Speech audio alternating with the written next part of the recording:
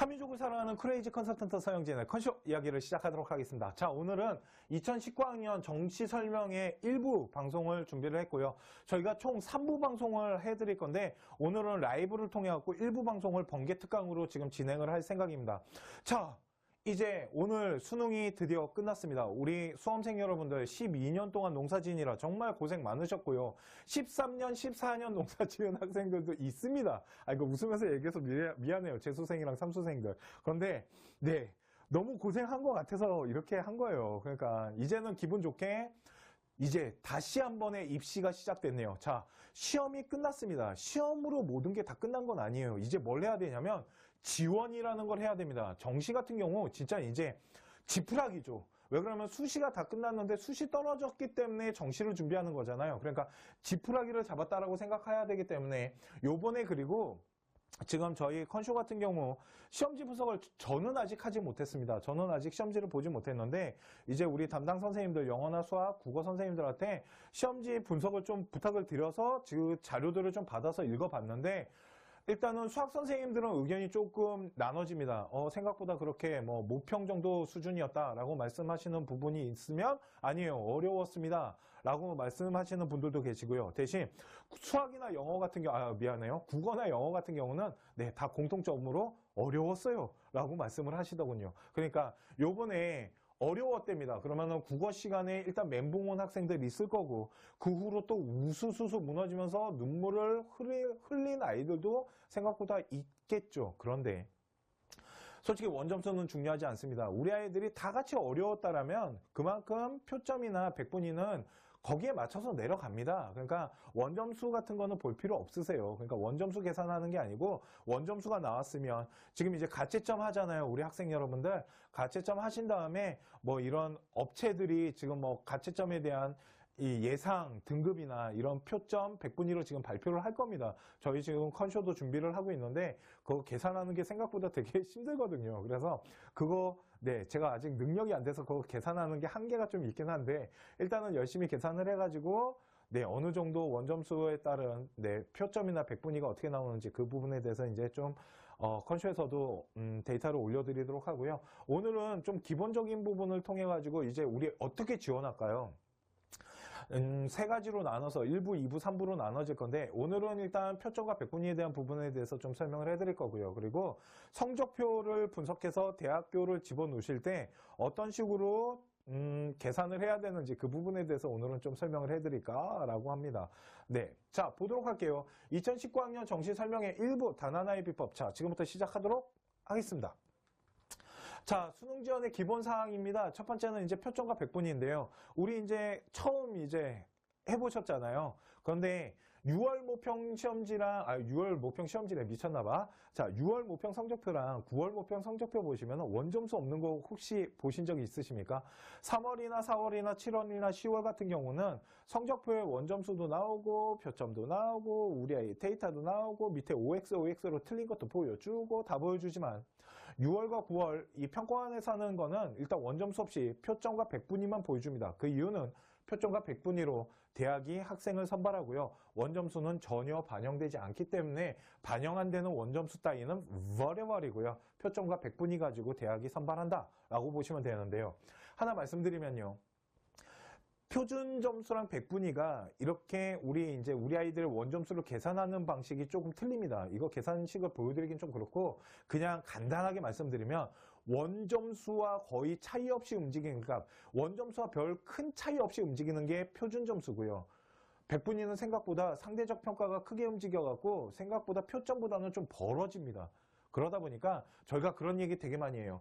표점은 원점수에 좀 가깝고요. 그리고 곡소리 나는 과목이 유리합니다. 무슨 말이냐면 학생들이 이번에 이제 국어랑 영어가 어려웠는데 영어야 어차피 이제 등급으로 가는 거고 국어 같은 경우 어려웠답니다. 그러면 곡소리가 나겠죠. 이런 곡소리 나는 과목을 우리 아이가 잘 보잖아요. 그만큼 표점은 높아집니다. 왜 그러냐면 아까 말씀드렸지만 원점수를 좀 쫓아가는 경향이 나타나기 때문에 그러다 보니까 곡소리 나는 과목을 우리 아이가 많이 잘 봤어요. 예를 들어서 우리 아이가 이제 문과를 집어넣을 건데 인문계열에서 국어의 반영 비율이 높은 학교들이 있겠죠. 죄송해요. 그런 높은 학교들 같은 경우는 곡소리 나는 이런 국어를 좀 잘 본 아이가 이번 2019학년 이 정시에 좀 유리하게 작용할 수 있다는 겁니다. 만약 이번에 우리 아이가 문과인데 와 국어를 잘 봤어요. 그러면 나중에 지원할 때 표점으로 집어넣었을 때 아마 좀 유리한 현상들이 나타나지 않을까라고 생각하시면 됩니다. 그것처럼 표준 점수로 뽑는 대학이 있고 100분위로 뽑는 대학이 있으며 이런 탐구 점수를 전환하는 것도 있는데 그거는 나중에 알려드릴게요. 대학마다 뽑는 거에 대해서는 그때 저희가 2부 방송 때 아마 그 부분을 보여드리도록 하고요. 오늘은 표점과 100분위로 아이를 선발하는데 표점은 원점수에 좀 가깝다. 100분위는 어떤 상대적인 평가를 하다 보니까 표점보다는 100분위가 솔직히 좀 벌어지는데 그 부분에 대해서도 뒤에 표를 보면서 우리 아이 성적표 어떤 식으로 분석해서 학교 지원할지 그 부분에 대해서 보여드리도록 하겠습니다. 자, 변수는 그러다 보니까 표점은 원점수와 같이 움직이다 보니까 그렇게 크게 차이가 나지 않습니다. 솔직히 그냥 하나 말씀드리면 정시는 1, 2점이 진짜 큰 거 맞습니다. 1점, 2점이 정말 큰 점수 차이예요. 특히 100분위 같은 경우는 1, 2점에 따라서 대학이 변합니다. 그런데 표점도 마찬가지예요. 1, 2점의 차이로 대학이 바뀌는 건 맞아요. 그런데 100분위보다 심하진 않아요. 그것도 뒤에 표를 보면서 말씀을 드리고요. 변수는 솔직히 100분위 활용하는 대학에서 많이 발생합니다. 표점보다는 100분위를 활용하는 대학교에서 변수가 발생하는 이유는 그만큼 상대적으로 벌어지는 점수들이 나타나기 때문에 그러고 또한 대학교가 나중에 이제 탐구 과목 있잖아요. 사탐이나 과탐 같은 경우 이제 대학교가 이 변환 점수라는 걸 쓰는 이유가 뭐냐면 국어랑 수학은 표준 점수 갖고 하고요. 사탐 같은 경우는 표점으로 할 수가 없는 게 원점수가 차이가 나거든요. 이해 가십니까? 아까 말씀드렸죠. 표점은 원점수와 좀 비슷하게 움직이다 보니까 그 이제 과목마다의 편차가 있잖아요. 어떤 과목은 뭐 50점 만점에 48.1등급이라면 어떤 과목은 46.1등급이 나오는 경우도 있잖아요. 이럴 때는 표점보다는 100분위가 훨씬 아이들의 상대평가 계산하기가 좋고 또한 그 상대평가로 나온 100분위를 다시 대학에서 변환 점수라는 걸 사용해가지고 그 오차를 줄이기 위해서 노력을 합니다. 이해 가십니까? 그렇기 때문에 더 정확한 데이터를 얻어서 대학을 선정하려면 대학교가 이 탐구 변환 점수 다 발표한 다음에 그 변환 점수를 집어넣어서 계산한 것이 더 정확하다라고 보시면 되고요. 자, 그런데 일단 뭐 가치점이 나왔을 때는 그런 거를 따져서 대학을 찾기는 어렵겠지만 일단은 이 변환 점수 나올 때까지 좀 기다렸다가 더 정확히 하는 것도 하나의 방법이 될 수 있다라고 말씀드릴게요. 자, 또한 수능을 지원하실 때 좀 보셔야 될 게 뭐냐면 우리 이제 학부모님들 대학교 홈페이지에 들어가거나 아니면 뭐 박람회도 갈 수 있고 뭐 저 같은 컨설턴트 찾아올 수도 있고 그리고 뭐 여러 가지 방법을 통해서 이 우리 아이가 어떤 대학을 갈 수 있는지 이제 분석을 하실 겁니다. 그죠? 그러다 보면 인원 변화나 경쟁률 추이가 좀 중요합니다. 무슨 말이냐면 이제 우리 학부모님들이 대학교를 선정하는데 만약 A라는 대학이 있다 할게요. A라는 대학에 B-라는 학과가 있는데 만일 이 B-라는 학과가 2018년과 2019년이죠. 요번이 이제 19년이라고 할게요. 2018년 때는 10명을 뽑았었는데 경쟁률이 한 6대1 정도 됐다고 하겠습니다. 엄청 높네요. 망했네요. 6대1이면 60명 모였다는 거잖아요. 자, 그런데 2019년에는 이때 8명을 뽑고요. 경쟁률이 만일 한 4대1, 그냥 똑같이 6대1로 갈게요. 만일 6대1 정도가 됐다고 할게요. 자, 인원이 2명이 줄었습니다. 그죠? 인원이 만일 줄게 되면 경쟁률, 그러니까 합격 점수는 올라갈 수 있겠네요. 그렇기 때문에 대학교에서 만일 여기가 90점 아이가 평균점으로 합격했다라면 이 평균점에서 플러스 마이너스 오차를 계산을 하겠죠. 뭐 이렇게 추합 돈 아이들을 계산했을 때 우리 문 닫고 들어간 아이가 한 89점 정도 될 것 같아 라고 예상을 했다 할게요.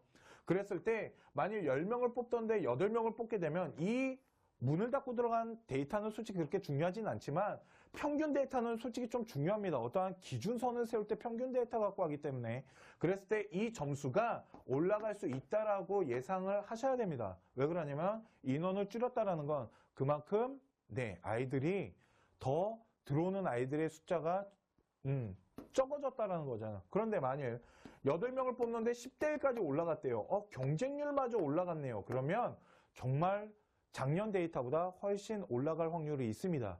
그렇기 때문에 인원 변화나 경쟁률 추이 체크는 반드시 하셔야 돼요. 이해 가시죠? 그러니까 우리 아이가 집어넣을 학과나 대학이 있으면 작년 데이터나 재작년 데이터 모두 한 3년치, 그러니까 이걸 보실 때 한 3년치 데이터를 본다라고 저희가 합니다. 그래서 3년치 데이터의 인원 변화나 경쟁률, 그랬을 때 그 학교가 발표한 합격 점수들, 이런 것들을 솔직히 좀 따져보신 다음에 그 다음에 준비를 하시는 게 가장 기본적인 겁니다. 지금 제가 말씀드린 게 기본 사항들을 지금 말씀을 드리고 있네요. 그러니까 인원 변화나 경쟁률 같은 경우도 한 3년치 정도 보시면 좋다라고 보시면 되고요. 자, 변수는 100분위의 대학이 높게 발생하는데 그것도 뒤에 가서 한번 성적표, 실제 성적표를 가지고 한번 보여드리도록 할게요. 이게 얼마나 점수가 많이 벌어지고 어떻게 대학을 찾냐에 따라서 정말 합격권이 달라지는지, 그거는 뒤에 가서 100분위 대학 갖고 하도록 하고요. 자, 이제 대학을 지원하실 때는 상중하로 넣으셔야 됩니다. 제발. 정말 압니다. 대학 높이고 싶죠. 대학 높게 가고 싶은 거 압니다. 저도. 그런데 상중하로 넣으셔야 됩니다. 냉정하게. 자, 대학교는요, 가군과 나군과 다군 해서 총 우리 학생에게 세 표라고 할까요? 그냥? 네. 세 군데를 지원할 수 있습니다. 네. 세 표를 던질 수 있어요. 그런데 가군과 나군과 다군에 한 표씩 던지는 거겠죠. 그래서 이 가나다군 어떤 식으로 이제 구성할 건지도 저희가 이제 다음 방송에 준비를 할 건데, 자, 그러면 가군과 나군과 다군에 했을 때 이 두 군데에 대학이 좀 집중되어 있고요. 다군 같은 경우는 대학의 수가 솔직히 그렇게 많지는 않습니다. 아직 제가 군 어떻게 형성됐는지 보여주진 못했지만 보통 다군에서 좋은 대학교가 뭐 중앙대학교, 건국대학교 이런 학교들이 있어요. 그러면 서울대, 연대는 다 이쪽으로 붙어 있겠죠. 그죠? 걷다가 중요한 게 뭐냐면 서울대가 어느 라인을 타냐가 되게 중요합니다. 우리 상위권 준비하는 학생들도 마찬가지고 중하위권 학생들도 나중에 이 라인을 구성하는 데 있어서 서울대가 어디로 붙었는지를 보셔야 되는데, 서울대가 만약 가군으로 붙게 되면 연대나 고대는 나군으로 붙게 되고요. 주요 학과들 같은 경우, 그러면 서강대는 뭐 서강대, 성균관 이런 한양대 같은 경우는 가군 쪽에 학과가 몰릴 현상들이 나타날 수도 있고, 이렇게 뿌리긴 해요. 요즘은 옛날처럼 이렇게 몰지 않고 뿌리기는 하는데, 그랬을 때 만약에 성균관이 가군과 나군에 뿌렸다 칠게요. 그랬을 때 여기 연대와 고대가 있다라면 여기와 여기, 요 아이들은 여기 못 놓잖아요. 이해 가시죠? 그러니까 요 아이들이 요로 받칠 거라고요. 그러면 상대적으로 이쪽 아이들이 더 높아질 수 있는 현상들, 이런 것들이 가나다군의 라인을 형성하는 건데, 그거는 다음 시간에 보여드리도록 하고요. 그렇기 때문에 서울대가 어디로 형성되는지가 중요하다라고 얘기를 하는 거고요. 네, 이 얘기를 하려고 했던 건 아니고요. 자, 그러면 상중하 라인을 짜셔야 됩니다. 그런데 보통은 어떻게 많이 하시냐면 여기 가나에서 상중을 고르시고요. 여기에서 하를 고르시는데, 생각해 보시면 다군이 대학이 몇 개 없다 보니까 생각보다 점수대가 되게 많이 높습니다. 대신 추합은 많이 일어나요. 확실히 다군이.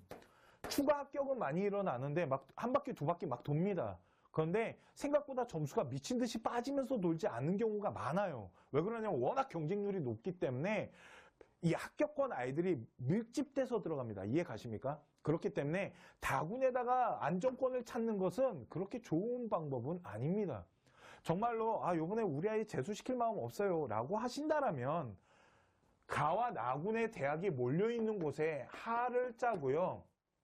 여기를 뭐 요 두 군과 요렇게 갖고 여기에다가 상중 라인을 짜는 게 맞는 겁니다. 이렇게 상중하를 짜면 이렇게 이제 좀 리스크를 줄일 수는 있으세요. 대신 네, 이게 이제 대학 레벨과 연관이 되기 때문에 이렇게 잘 안 하시려고 하는 건 저도 이해합니다. 그런데 만일 가나에서 하를 찾고요, 여기 다군에서 하를 안 찾는다라면 생각보다 합격할 확률이 높아질 수 있습니다. 이 부분은 그냥 참고만 하십시오. 뭐 지원은 우리 회원님들의 몫이니까요. 네, 하여튼 그렇습니다. 그래서 상중하 라인을 어느 군을 통해서 할 건지, 우리는 가군을 뭐 하루 가고 여기에서 질러보고 여기에서 적정대학을 찾아볼 거야. 이렇게 하셔도 되고요. 나는 가군을 질르고 나군에서 바치고 여기에서 적정을 찾을 거야. 이렇게 하셔도 됩니다. 그리고 말 그대로 진짜 상중하 이렇게 짜셔도 됩니다. 그런데 이게 생각보다 그렇게 쉬운 일이 아닙니다. 상중하 대학 라인 짠다라는 게 되게 쉬워 보이잖아요. 요즘은 이게 그렇게 쉽지 않습니다. 그 이유가 이제 대학교가 우리 이제 아버님들이나 어머님들 학교 다니실 때 학력고사 세대 여러분들처럼 이렇게 줄을 쓴 게 아닙니다. 어떤 커다란 군들이 만들어져 있거든요. 연대랑 고대 정말 차이 별로 없고요. 중앙대, 경희대, 외대, 문과 쪽으로 그렇게 큰 차이 없습니다. 걔네들 하나의 군으로 묶여요. 서성한, 별 차이 없습니다. 그러다 보니까, 서성한, 그러니까 옛날로 갈게요. 서강대, 성균관, 한양. 그러니까, 상, 중, 하. 이렇게 짰잖아요. 이게 아니라고요, 이제는. 다 같은 대학인 겁니다. 이해 가시죠? 거의 같은 대학 수준이라고 보시면 됩니다. 그러다 보니까 상중하 라인을 짜려면 대학교가 뽑고자 하는, 그러니까 대학교의 이런 성적 추이나 이런 합격선 이런 것들을 솔직히 좀 잘 알고 계셔야지 상중하 라인 짜기가 좀 편해요. 그렇기 때문에 대학교 입시의 결과들 발표난 것들 한번 체크를 하시면서 합격 점수대를 우리 학생에 맞춰서 한번 계산을 해보시기 바랍니다. 그게 기본인데 보통 이렇게 상중하 잘 못 짜시고요. 어떻게 많이 짜오시냐면 상상중. 왜? 되게 학교 높이고 싶으시거든요. 아니면 상중중. 이렇게 정말 많이 짜오시고 하향 안정권 대학을 내리는 걸 되게 조금 꺼려 하십니다. 압니다. 충분히 이해 가고요. 아까 처음에 말씀드렸죠.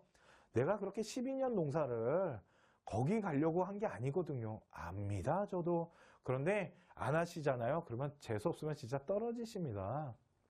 수시 이거 이제 수시 6장 한꺼번에 다 떨어져 보신 분들은 제가 무슨 말 하는지 알 겁니다. 와, 정말 6장 떨어질 줄 몰랐는데 우수수수 진짜 떨어지기 시작하니까 한순간에 도미노처럼 다 무너지더라. 이런 얘기 정말 많이 하시거든요. 정시 똑같습니다. 그런데 그런 얘기 많이 해요. 왜 떨어질까요? 분수를 몰라서 떨어진다는 얘기 되게 많이 합니다. 너무 욕심을 부리시는 거죠. 되겠지 뭐 이런 거 없고요. 뭐 1점 모자른데 한번 질러보지 뭐. 아까 말씀드렸죠. 인원이나 경쟁률 추이 이런 것도 봐야 되고요. 변수가 되게 많이 발생을 합니다. 그나마 수시보다는 솔직히 정시가 변수는 조금 적어요. 왜 그러면 숫자 노름이기 때문에 이게 이제 정해진 성적을 가지고 이제 서로 눈치 작전 하잖아요. 그러다 보니 변수가 생기긴 해도 그 눈치 작전의 기준이 뭐냐면 대학교가 발표한 어떠한 데이터거든요. 그렇기 때문에 그 대학교 데이터가 중요하다라고 말을 하는 겁니다. 더 자세히 설명해 드릴게요. 이건 좀 중요하니까. 상중하 라인 중요한 건 아시겠습니까? 하향 대학 어떻게 잡을지 이게 솔직히 숙제인 겁니다. 어디까지 내릴지, 어디부터 우리 아이 안정권을 찾을지 이거 찾아놓고 상향대학 찾는다고 보셔야 됩니다. 상향대학 찾는 건 어려운 게 아니에요. 합격시키는 게 어려운 거지.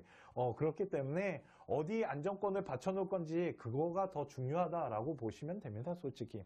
자, 그러면 좀 보도록 할게요.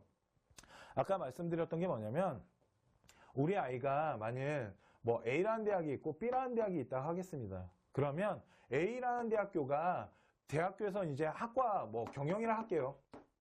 경영학과 발표를 했어요. 우리는요 작년에요 92점 아이가 평균점 찍고 들어왔어요. 그리고 추합을 뭐 100% 돌렸다 하겠습니다. 100%가 뭔지 아시죠? 근데 여기 몇 명 뽑았냐면 30명 정도 뽑았다고 할게요. 경영학과는 좀 많이 뽑으니까.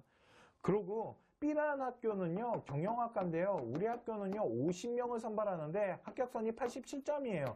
그리고 우리는요 120% 돌았대요. 이렇게 두 대학이 발표를 했습니다. 그런데 우리 아이 요번에 점수가 계산을 해봤더니 뭐 한 86점 정도가 나왔대요. 이해 가십니까? 그랬을 때 우리 아이는 B라는 대학교를 지원하고 A라는 대학은 아마 지원을 못할 겁니다. 점수가 모자르기 때문에. 이해 가십니까? 그러다 보니까 대학교에서 발표한 이런 평균점인 이런 데이터가 학생들이 어느 대학교를